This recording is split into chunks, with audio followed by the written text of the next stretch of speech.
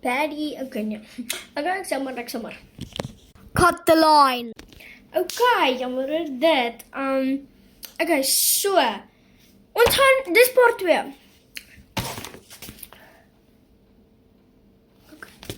Okay, dis part 2. En as julle wil weet hoe kom my lippe is geskurf, gaan na part 1 toe. Ek gaan nie vir julle nou sê. Nou, daar weet julle.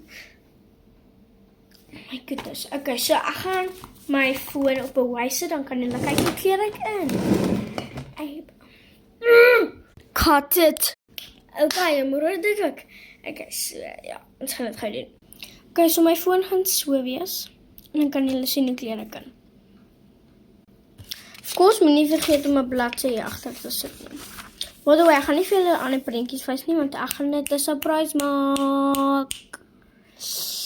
Okay, ek het 'n dik karton gesit, so ja. Okay, ek's baie jammer dat ek dit gedoen het. Ek is net hyped op vandag, want dit is Vrydag en ek's excited.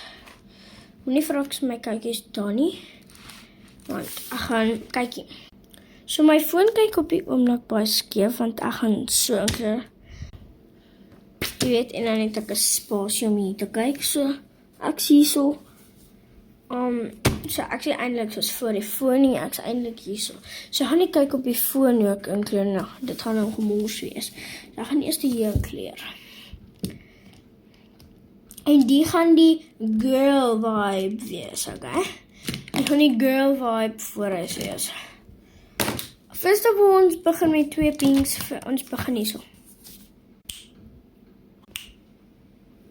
Klaar, met die eerste stukkie. Nou gaan ek dit inkleer met die ligte pink. Okay, dis ingekleer.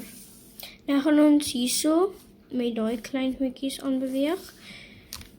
Okay, nou gaan ons die goedjies doen.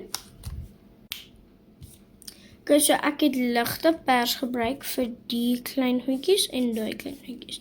Nou gaan ons aanbeweeg met die.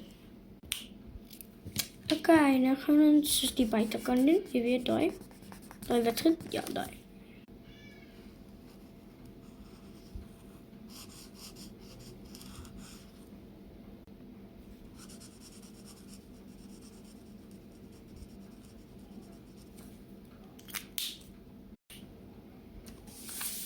Okay, dis baie mooi. Nou gaan ons hier so aanbeweeg.